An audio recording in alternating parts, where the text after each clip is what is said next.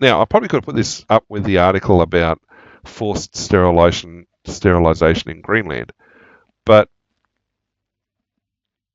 this came up, and there's an article, not an article, there's not quite a meme, so it's almost a throwaway line. You know that a women's health issue has become serious when there's a name for it.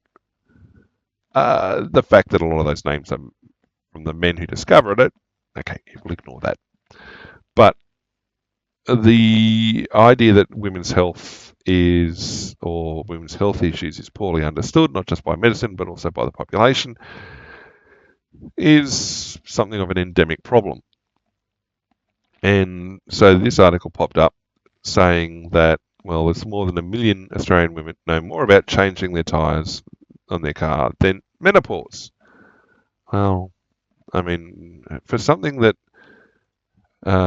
is going to affect every woman who lives long enough, not knowing about it or not knowing details about it, it's kind of scary. I mean, it's like, well, is there a failure of the health education system? Is there the sort of thing that obviously there's more higher priority focuses to teach girls and young women about more immediate health concerns, as opposed to something that they'll approach in midlife. But yeah, and the idea that even perimenopause can have major effects on them. It's like they don't understand what's happening to their bodies. That's a big part of it is poor education. Now, we will caveat that with where the information's come from. And this is why when you read a paper, if you can read them, or you should try to learn to read them, you look at declaration of conflict of interest, you look at who's funded the paper, and you look,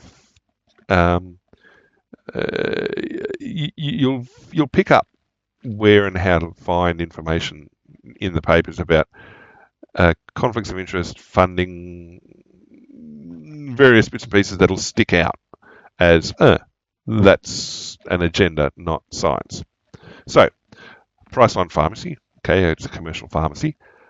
Anything Menopause Initiative. Okay, so they're going to want to have the details of the outcomes of this survey published far and wide. So, is it necessarily an academic level study? Probably not. But it's still an interesting data point. I mean, I'm not female. Last time I checked.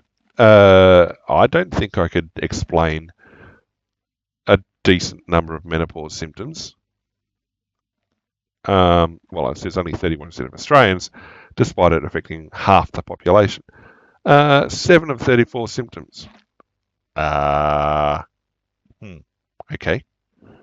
1 in 6 can't name a single symptom, and 1 in 3 women is unable to connect the common symptoms to menopause. Well, I mean, see, that's the thing too. I mean, you know you're going to go into menopause, but there's a whole bunch of symptoms there that can tie to many other medical conditions.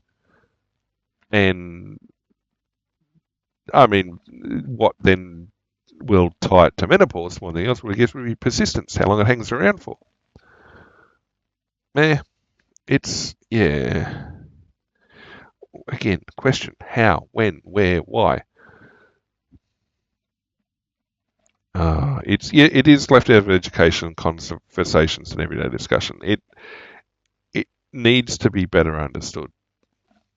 It's an important part of healthcare. It's an important part of people's lives. It's a massive change. I mean, fundamentally, it marks the end of a woman's reproductive period, and massive amounts of hormonal changes. I mean, in very broad terms, you're going through a second puberty. Your hormone balance is changing, and the hormones drive all sorts of changes in the body.